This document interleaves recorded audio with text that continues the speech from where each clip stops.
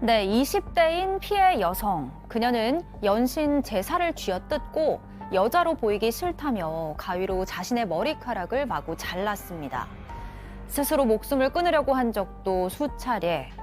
마치 가해자가 눈앞에 있는 것만 같은 환각에 여성이 매일같이 시달리는 건 바로 1년 전 그날의 기억 때문이었는데요.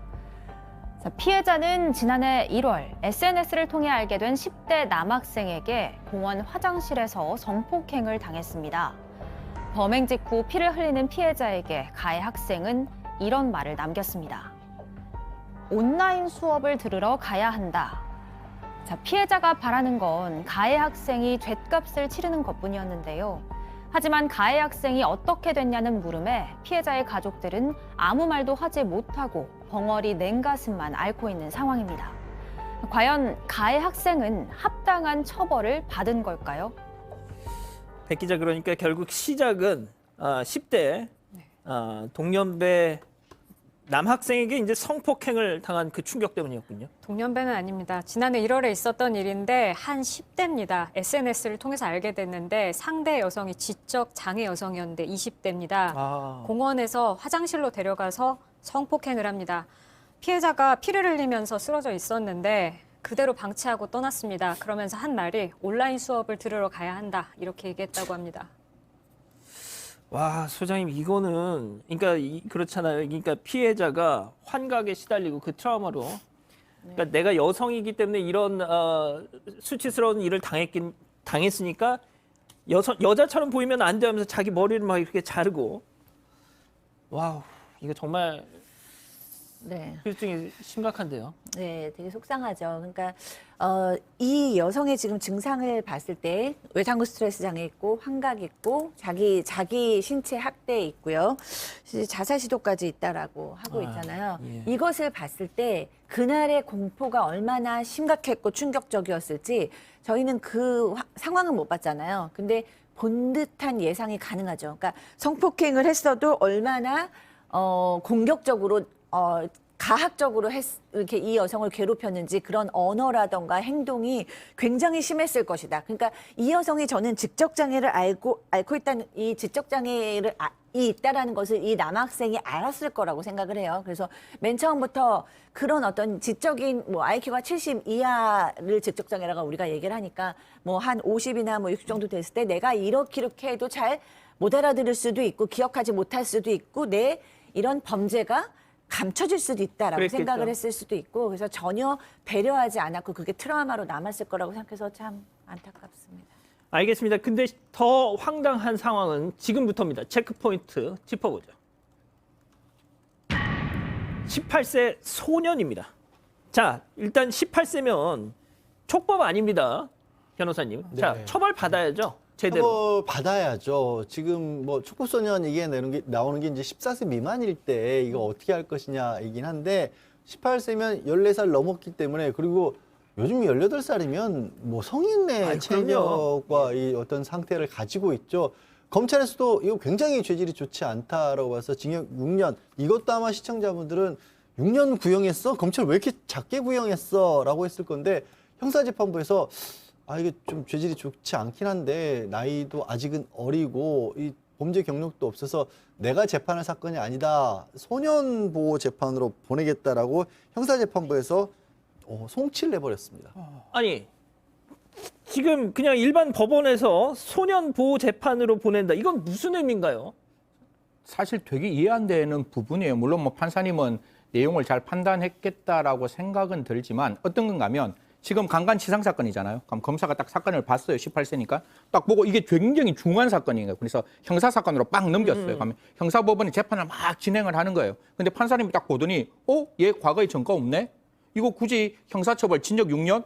나 이거 필요 없는 거야. 얘 다시 형사법정의 판사님의 결정으로 소년부로 보낼 수 있어요. 그럼 소년부로 보내면 그 소년부에서 아까 촉법소년이 받는 보호처분과 동등한 10가지의 보호처분을 받는 건데 형벌이 아니라 이 소년을 보호하겠다라는 의미의 보호처분이고 그 보호처분 중에 가장 중요한 보호처분은 소년원 2년 송치처분이란 말씀드리겠습니다.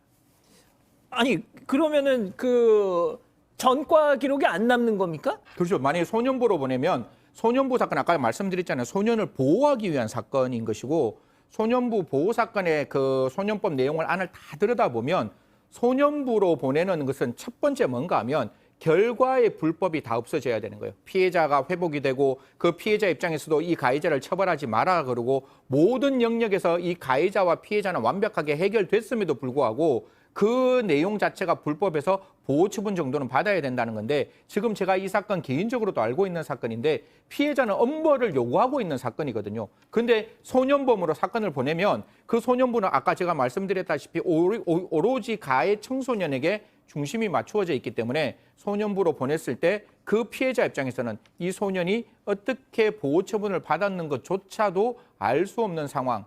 적어도 피해자가 강력하게 처벌을 요구하고 있는 강간치상 사건이라면 이런 사건이 과연 보호 처분으로 가는 게 맞는지에 대해서는 좀 고민하는데요. 보통 지금까지 나온 통계를 조금 말씀드리면 소년범 중에 40.4%가 형사재판에 있다가 다시 보호사건으로 넘어가는 경우가 많습니다. 이때 판사님들이 그 용서를 의제하고 그다음에 단 한 번만 처벌받은 경력이 없다는 이유 이런 것들을 들어서 하는데 지금 많이 나오고 있지만 소년부 송치 결정 그 많은 사건 중에 1325건 아마 전체가 3278명인데 3278명 중에 1325명은 소년 사건으로 간다. 저 중에서 성폭력 사건 중에 한 40%는 형사 사건 갔다가 다시 소년 사건으로 가는 것이 범죄 통계다라는 말씀드리겠습니다. 아니, 그러니까 방금 그런 짓을 저지르고도 소년이 이렇게 송치되면서 세상에 전과 기록도 안 남는다. 야, 진짜 저는 자, 그리고 더 충격적인 게 있습니다. 이 소년 재판이 피해자한테는 피해자 측에게는 비공개. 그러니까 보통 우리가 형사재판 전해드릴 때마다 유족들이 현장에 와가지고 저놈 죽여라 흑형에 처해달라고 막 울부짖고 이런다는 건데 아예 그런 기회조차가 봉쇄가 된다면서요. 왜냐하면 소년 보호 재판이잖아요. 보호잖아요, 보호. 이거는 벌을 주는 재판이 아니에요. 형사법정이 아니고 가정법원에서 이 18세 청소년이 어떻게 사회로 원만하게 복구할 수 있을지를 고민하는 재판인 겁니다. 죄를 따지는 데가 아니에요. 그러니까 당연히 피해자가 있어서는 안 된다라는 건데, 이야, 진짜. 조금 전에 소개해 준 통계에서 성폭력 범죄지만 저렇게 많이 넘어가는 이유는 뭐냐면 청소년들 사이에서 그러니까 실수에 가까운 범죄들이 있을 수 있잖아요. 근데 이거는 양상이 완전히 다른 양상이거든요. 아니, 이거는 그러니까요. 그런 식의 어떤 청소년이기 때문에 왜 그랬어 할 수 있는 정도가 아닌데 더 큰 문제가 있습니다. 뭐가 문제냐면 이거 소년부로 보내는 게 마땅하지 적절한 사건이 아닙니다라고 검찰이 당연히 이 결정에 대해서도 항고를 할 수가 있습니다. 이것도 다툴 수가 있는 제도가 있긴 한데 문제는 소년부로 넘어갔잖아요. 예. 만약에 소년부 재판에서 이 먼저 결정을 해버리면 뒤집을 수가 없어요. 판결이 나와버렸기 때문에. 그러니까 검찰이 이거 제대로 된 이 형사법정에서 해야 될 사건입니다라고 얘기를 했지만 소년법원에서 이거 우리 결정했어 그렇게 끝나버리면 그냥 끝나버리는 거예요. 다시 되돌릴 수가 없어요. 이거는 아닌 것 같은데요. 저는 이게 승현님. 네네. 이거 아니 그럼 도대체 그럼 이 앞서 피해 여성 그 울분 그 피해 그거 어떻게 보상을 해줘요 그거? 사실 이게 보호 처분으로 넘어가는 순간 피해자의 목소리는 이 형사법정에서는 절대로 이 법정에서는 절대로 담을 수 없는 거죠. 그래서 아까 제가 변호사님 너무 말씀 잘 주셨는데 이게 검사의 입장에서 너무 억울하잖아요. 이거 피해자의 목소리를 대변해주기 위해서 이거 소년부로 넘기는 게 잘못되었습니다. 이 부분 다시 한번 판단해 주세요라고 그 항고를 했음에도 불구하고 소년부 재판부에서 그걸 판단하지 않고 그냥 결론을 내려버리면 아까 끝이라고 말씀 주셨듯이 저는 한 가지는 꼭 필요하다고 봅니다. 만약에 이게 검찰이 항고했다면 소년부에서는 이 항고, 즉 소년부로 넘기는 결정이 잘 됐는지 안 됐는지까지 기다려주는 그 내용이 저는 필요하다고 보고 여러 가지 사건들을 제가 많이 경험은 했지만 그 피해자들이 하는 딱 한마디가 그겁니다. 적어도 소년부로 보냈다 할지라도 그 가해자가 어떠한 처분을 받는지는 피해자는 알 수 있어야 되는 거 아니냐. 그리고 그 피해자가 그게 억울하다면 그 부분에 대해서 한 번 정도 따져볼 수 있는 문은 열어 놓아야 되는 거 아니냐라고 하지만 지금의 소년법상 그거는 되지 않기 때문에 형사법정에 있는 판사님께서 정말 탁월하고 그다음에 굉장히 신중하게 소년부로 사건을 송치해야 된다. 특히 피해자가 용서하지 않는 사건, 그 사건이 보호 처분으로 가는 것은 조금 무리가 있는 게 아닌가라는 말씀드리겠습니다. 저는 이 두 가지 문제인데 하나는 피해자들의 어떤 그런 구제가 그러니까 처벌도 제대로 안 될 뿐더러 피해자들의 어떤 그런 뭐 상황이나 이런 게 전혀 고려가 되지 않는다는 그런 말씀인데 일본에서 예전에 출간된 논픽션이 하나 있습니다. 이게 국내에서도 출간이 됐는데 번역이 돼서 내 아들이 죽었습니다라는 아주 유명한 논픽션이에요. 일본의 한 기자가 1969년 고등학교에서 벌어진 끔찍한 살인 사건을 취재를 했는데 이 가해자는 역시 좀 비슷합니다. 소년범으로 넘겨져서 자취를 감춰버렸어요. 그런데 이 기자가 몇십 년 동안 추적 끝에 그 당시에 자취를 감췄던 살인범, 소년범이 어떻게 지금 성장했나를 찾아봤더니 이름을 바꾸고 이후에 명문대에 입학을 해서 변호사가 됐습니다. 살인범이 변호사가 됐어요. 그래서 나중에 피해자 어머니가 그 변호사, 살인범, 자기 아들을 죽인 사람하고 통화를 하면서 막 부들부들 떠는 이런 장면을 제가 책에서 읽은 기억이 나는데 이 책이 나오고 나서 일본에 발칵 뒤집어졌어요. 그래가지고 그 책이 나온 이후에 2008년도에 미성년 살인범에 대한 재판이 있었는데 일본 법원이 이례적으로 사형 선고를 합니다. 자, 소장님. 이게 결국 저는 주목하고 싶은 건 이겁니다.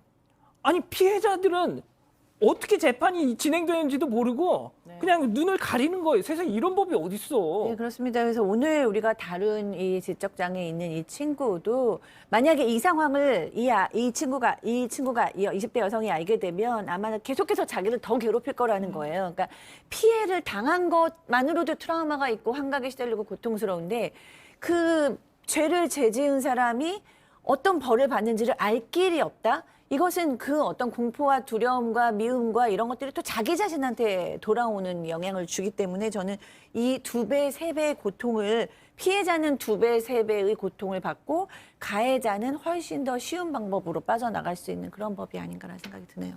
승현님 뭐 마지막으로 짧게 좀 정리해 주실 말씀 있으세요? 보호 사건을 판단할 때 보호 사건으로 갈 수 있는 사건이 보호 사건으로 가야 됩니다. 피해자의 절규가 있고 피해자의 아픔이 있고 피해자의 고통이 있는 사건 보호 사건으로 넘어지면 그 보호 사건의 소년부에서는 피해자의 목소리 절대로 울려 퍼질 수 없습니다. 제대로 된 보호 처분으로 갈 수 있는 사건만 보호 처분으로 가게끔 하는 게 가장 중요하다라는 말씀 드리겠습니다.